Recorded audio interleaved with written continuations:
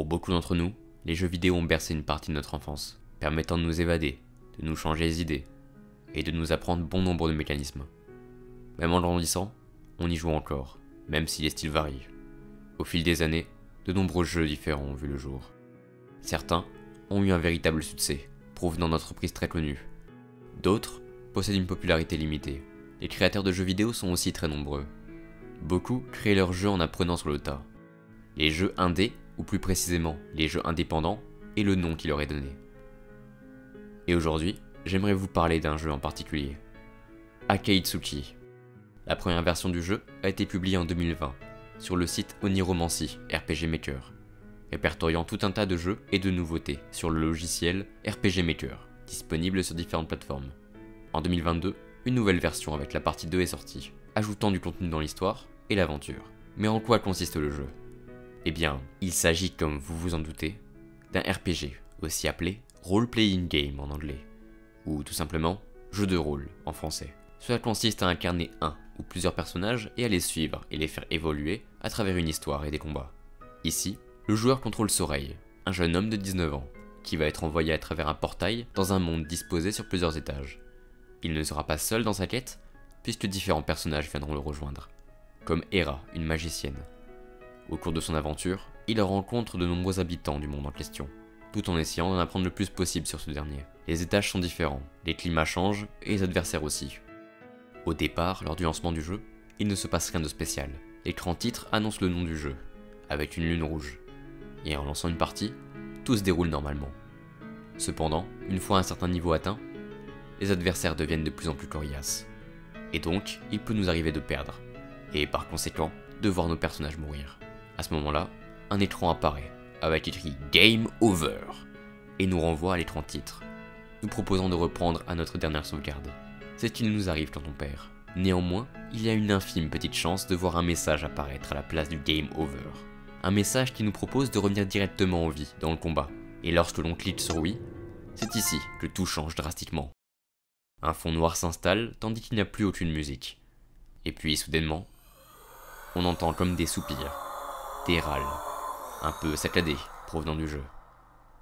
Un message indiquant « L'étage des damnés vous accueille.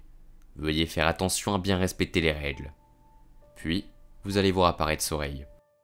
Ou plutôt, une copie qui y ressemble, avec un air plus macabre qu'habituellement. Comme si le personnage était en décomposition. Vous allez pouvoir le contrôler pour le faire avancer. Les décors, quant à eux, seront identiques à ceux des enfers. Le sol rouge sera jonché de différents ossements. Avec ceci, une musique saccadée qui donnera un style assez étrange au tout. Comme je vous le disais, il est possible de contrôler Soreil pour le faire avancer. Néanmoins, ce sera très long. Plus vous avancerez, plus vous verrez d'ossements. Et petit à petit, vous aurez l'impression de voir des visages se former avec. Des visages vraiment terrifiants. La musique sera de plus en plus saccadée. Soudainement, il n'y aura plus aucun son. Il ne sera plus possible d'avancer. Un message apparaîtra, vous demandant alors si vous voulez creuser. À ce moment-là, il n'y aura pas de choix possible. Seule l'option oui s'affichera. Une fois que vous aurez appuyé dessus, l'écran se mettra à saccader lui aussi. Et des effets sonores de creusement se feront entendre. Vous allez entendre un soupir fantomatique de plus en plus fort. Et puis, soudainement, vous allez voir quelque chose apparaître. Hera, l'autre personnage de votre équipe. Ou plutôt, ce qu'il en reste. Encore plus en décomposition que Soreil. Vous aurez alors de nouveau la possibilité d'avancer sur le chemin. Néanmoins, Soreil sera le seul personnage à marcher. Hera sera traînée derrière lui avec une chaîne. Puis, vous allez apercevoir une sorte de fleuve à l'apparence verdâtre. À ce moment-là, il ne sera plus possible d'avancer. Une barque va alors se déplacer vers vous, avec à son bord une personne sous une capuche, très semblable à Charon, le passeur des enfers. Il est possible de monter à bord. Vous vous dites sûrement qu'après ça, vous allez pouvoir revenir au combat. Eh bien non. Soreil va alors avoir un long monologue lors de la traversée à bord de la barque. Il va se demander la raison qui fait qu'il est dans ce monde, ce qui le pousse à se battre constamment. Puis, en se tournant vers la caméra, il va dire une phrase terrifiante. « Dis-moi, pourquoi me fais-tu ça ?» À ce moment-là, la barque va alors s'arrêter en plein milieu de la traversée. Il n'y a de nouveau plus aucune musique, et Soreil continue son monologue. « Pourquoi ? Pourquoi ? Ça te plaît de nous voir souffrir, de nous voir mourir. Pourquoi as-tu créé ce monde? Qu'avons-nous fait pour mériter ça? Qu'allons-nous encore devoir perdre pour te divertir? Quel est le but de tout ça? Je ne comprends pas. Je ne comprends pas. Nous ne comprenons pas. Nous ne méritons pas ça. Il faut qu'on règle ça, qu'on reprenne le contrôle. Tu ne peux plus avoir de contrôle sur nous. Nous sommes plus que ça. Nous sommes vivants. L'écran va alors se mettre à beulier. Un bruit strident va se faire entendre. Puis, plus rien. Il faudra attendre de nombreuses minutes avant de pouvoir faire quoi que ce soit. Enfin, un message nous demande d'appuyer sur Entrée.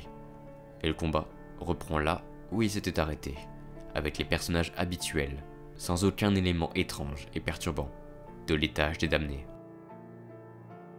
Les joueurs qui ont assisté à ce phénomène se sont posé beaucoup de questions. Est-ce un ajout volontaire du créateur? Est-ce que l'intelligence artificielle a été ajoutée au jeu et est donc responsable de cet événement? Si le créateur est responsable, qu'a-t-il voulu nous transmettre? Voulait-il nous faire passer un message sur l'utilisation des personnages au sein d'un jeu et de leur traitement? Nous ne le saurons probablement jamais. Depuis la parution de la partie 2, Kaby, le créateur, n'a plus donné aucune nouvelle sur la suite du jeu. Est-ce voulu? Que s'est-il réellement passé? Quoi qu'il en soit, ce n'est pas le seul jeu où des phénomènes étranges sont produits. La liste est très longue. Je pense qu'il faut profiter du milieu du jeu vidéo, mais qu'il vaut mieux rester prudent. Parce que, qui sait, peut-être que nous aussi, comme Soreil, nous sommes en réalité sur un chemin tout tracé, et qu'à la fin, seule une barque et une montagne de questions nous attendent.